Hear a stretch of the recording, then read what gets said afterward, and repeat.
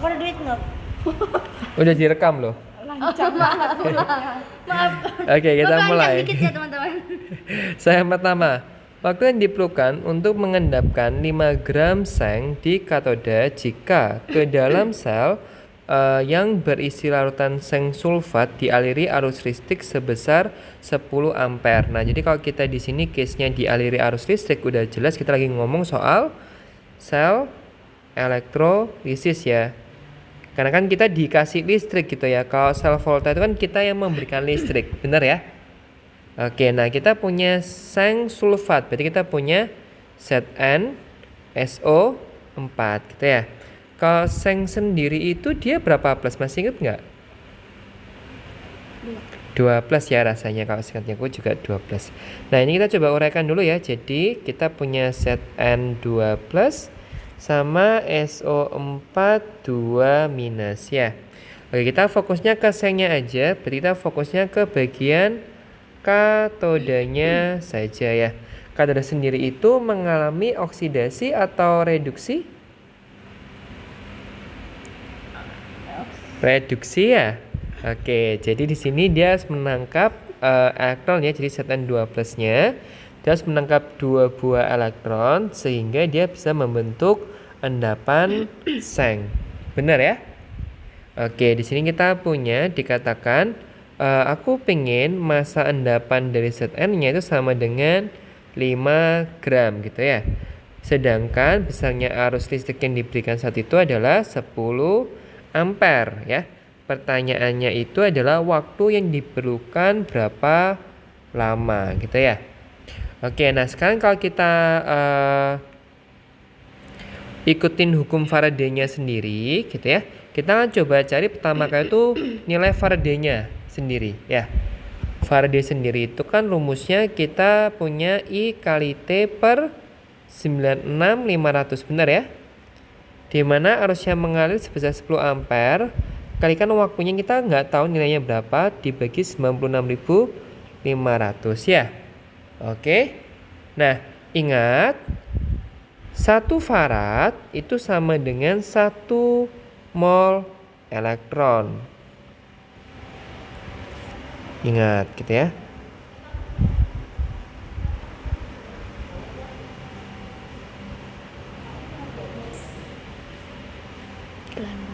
Jadi nilai mol elektronnya di sini kita punya sama kayak faradnya sendiri ya, yakni 10T per 96.500.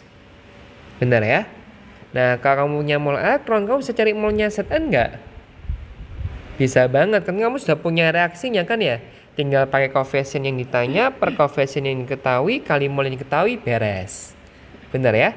Berarti kita punya di sini mol dari Zn-nya sama dengan 1/2 kalikan dengan 10T per 96.500 gitu ya. Mungkin nolnya bisa kita coret dulu kan lebih enak ya. Kita kalikan dengan 2 yang bagian bawah, berarti kita punya sini T dibagi 9650 dikali 2. 96 kali 2 itu berarti kan 192 ya. Berarti kita punya 19.300. Bener ya, kalau nggak salah ngitung gitu ya. Ya, kalau nggak salah ngitung ya. Oke, nah kita sudah punya mol Zn-nya. Sekarang tinggal kita cari terhadap masanya gitu ya. Harapannya mol Zn ini yang kita dapatkan dari Faraday-nya gitu ya, itu sama dengan mol Zn yang ada di sini gitu ya dari masanya. Mol Zn sama dengan massa bagi AR gitu ya. Masanya 5 gram. AR Zn-nya berapa? 65. Berarti 5 per 65. Dapatnya berapa itu? 1/13 ya. Nah, harusnya mol Zn yang terukur dari Faraday itu sama dengan mol yang terukur di masanya. Benar ya? Karena kan ini sama. Masanya ini kan dapat dari arus yang diberikan gitu ya. Berarti nilai mol dari Zn yang diukur dari Faraday harusnya sama dong dengan molnya Zn yang diukur dari massa. Ya kan ya? Harusnya kan sama. Berarti kita bisa di sini bilang bahwa T per 19.300 itu sama kayak 1 per 13 gitu ya.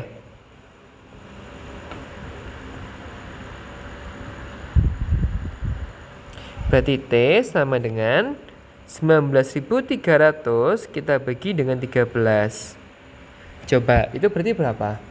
Kamu bagi 13 berarti 63. 63 sama 13 itu berapa berarti? 5 nggak bisa, ini desimal ini katanya ya. Oke, kalau kita kalkulator berarti hasilnya 24,7 menit atau sekitar 25 menit ya. Sampai sini jelas? Jelas. Kita lanjut ke soal berikutnya. Kita nomor 2. Rasanya waktu lalu sudah pernah sempat kita bahas ya ini ya. Belum nggak sih? Sudah, sebagian sudah ini. Oh iya kah? Sudah. Kita coba ke nomor 72 ya. Kita coba cari beberapa soal yang tipenya beda-beda ya. 27. 27, sorry, bukan 72 ya. 27. Pada elektrolisis 200 ml larutan MgCl2 dialirkan arus listrik sebesar 0,04 Faraday. Ini berarti sudah mol elektronnya ya, oke? Karena sudah farad satuannya, bukan ampere lagi. Oke? Oh. Nah, berdasarkan data tersebut, pernyataan berikut yang benar adalah, oke, kita coba tulis dulu data yang diketahui. Volume MgCl2-nya 200 mili. Kemudian nilai Faraday-nya 0,04 farad ya. Berarti di sini step yang pertama kita akan coba uraikan dulu MgCl2-nya menjadi Mg2 plus 2 Cl minus gitu ya. Oke, Mg2 plus sendiri itu kan masuk dalam golongan kedua. Berarti yang mengalami reduksi itu justru yang air ya. Jadi untuk kationnya sendiri di sini yang mengalami reduksi itu adalah air H2O plus 2E- menghasilkan H2 plus 2OH-. Kemudian untuk yang anoda kita lihat batangannya dulu ya. Kalau di sini ada pernyataan elektrodenya itu apa, kita cek dulu. Tapi kalau misalnya dia nggak ada pernyataan elektrodenya apa, kita anggap inert ya. Oke? Oke, inert itu apa kok? Jadi inert itu yang CPTAU ya. Dimana kalau kita mainnya sama inert, maka batang elektrodenya itu tidak mengalami oksidasi. Tapi kalau misalnya dia tidak inert, berarti yang mengalami oksidasi itu adalah batang elektrodenya. Jelas? Jelas ya? Oke, berarti sini yang mengalami oksidasi itu adalah si Cl-nya gitu ya. Berarti Cl2 2 Cl- menghasilkan Cl2 plus 2E-. Gitu ya. Oke. Hafalkan ya. Itu ada kok di PPT-nya. Oke. Oke, lanjut. Nah, kita tinggal cek aja apakah benar pH larutan di katoda adalah 1 min log 2. Di katoda, berarti kalau kita ngomong soal pH, berarti kita cek apanya nih berarti? Di katoda, berarti harusnya OH minusnya ya. OH minus nggak mungkin, dia sifatnya basah ya. Di katoda dihasilkan gas oksigen. Salah. Yang dihasilkan itu adalah gas apa, Anissa? Gas apa yang dihasilkan di katoda? Bukan beracun. Tinggal dicek aja itu, kan udah aku tulis. Di katoda muncul gas hidrogen. Ya, jangan malu-maluin loh, di record loh ini, ya. Ayo. Berikutnya. Ayo. Terbentuk gas klorin sebesar 224 mili dalam keadaan STP. Bener nggak, Cynthia? Fardemu itu 0,04. Berarti mol dari Cl2-nya berapa? Untuk pembuktian yang C.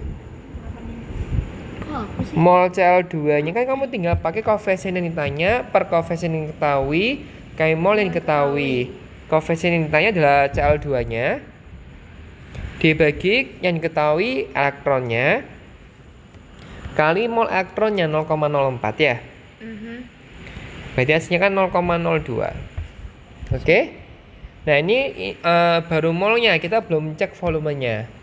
Kalau volumenya kamu tinggal mol kali Vm. 0,02 kali kondisi STP. STP itu berapa nilainya VM-nya? 22,4. Pintar. 22,4 berarti hasilnya di sini kita punya 448 0,448 liter atau sekitar 448 mili. Gitu ya? Oke, berarti salah. Terus terbentuk endapan magnesium sebesar sekian, bener nggak? Jelas? Salah, karena kan dia masuk golongan 2 ya. Tadi kan kalau masuk dalam golongan 2, yang tereduksi adalah airnya. Kalau kation yang lain, baru dia yang mengalami reduksi, gitu ya. Terbentuk gas hidrogen sebesar 896 mili dalam keadaan STP. Coba kita cek di sini ya. Kebetulan sih di sini, oh sorry, mol Cl2-nya ini 2/2 ya? Bukan? Oh 1/2. Oh tulisannya terlalu indah buat Koko sendiri ternyata. Oke ya. Oke, nah kebetulan di sini untuk koefisien H2 sama Cl2 kan sama-sama 1 ya. Koefisiennya elektronnya kan juga sama-sama 2 ya. Berarti kan harusnya volumenya sama dong. Iya. Ya. Berarti untuk yang E sama seperti yang C. Ya. Jawabannya harusnya 448. Berarti salah semua. Oke, unik sekali. Mantap. Oke ya. Lanjut. Sekarang kita coba ini. Ini biasanya masuk ke ujian nih nomor 25. Coba. Yes, kenapa? Aku merasa kan Pak Didi udah ngajarin yang 27 deh waktu itu. Ada jawabannya? Gak tahu ya, aku udah lupa. Oke. Ya nggak tahu, ini kok ngitungnya yang 4 ini udah pasti salah. Kok cuma nggak yakin yang A doang. Tapi aneh aja. Problemnya itu dia kalau cuma nggak dari katodanya, harusnya dia cuma baca OH minusnya harusnya ya. Tapi kalau dia membaca secara keseluruhan, kita bisa main di hidrolisis. Tapi hidrolisis pun itu kamu butuh nilai Ka ataupun Kb-nya sih. Harusnya ya. Kalau misalnya dia kuat sama kuat, baru kita ngomongnya 7. Tapi nampaknya sih tidak. Kamu butuh Kb. Jadi nggak bisa dikerjain nomor 27 ya. Oke, nomor 25. Logikanya gitu ya. Logam X dapat mendesak logam Y dari larutannya. Berarti gimana ini berarti? Ini kita masuk ke sel volta ya sekarang ya. Nomor 25 kita udah masuk ke sel volta. Desak-desakan ya. Yo. Coba. Logam X dapat mendesak logam Y. Mendesak tuh gimana, Pak? Oke ya, kita coba bahas sekarang. Jadi kalau kata mendesak itu artinya logam Y ini dilepaskan dari larutannya gitu ya. Jadi logam Y ini mengalami reduksi gitu ya, sehingga dia bisa menjadi sebuah padatan gitu ya. Oke, reduksi sendiri itu semakin ke kanan atau semakin ke kiri ya?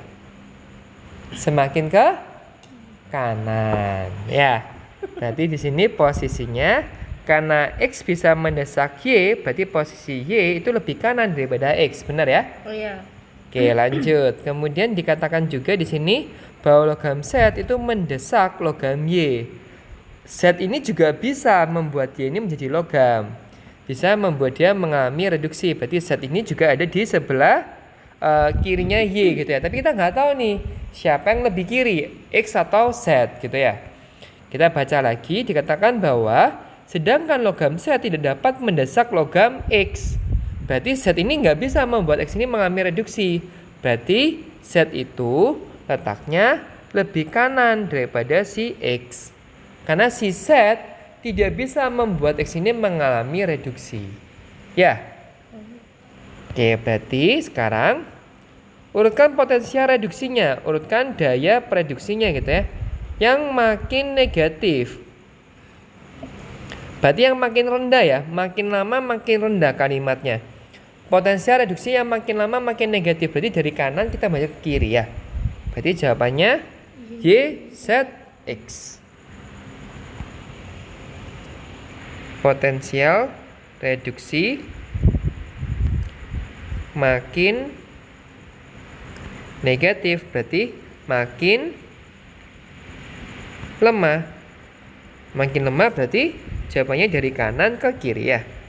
Y, Z, X ya. Y, Z, X. Gitu ya. Jelas? Lumayan Jelas. dikit. Lanjut. Nomor 24.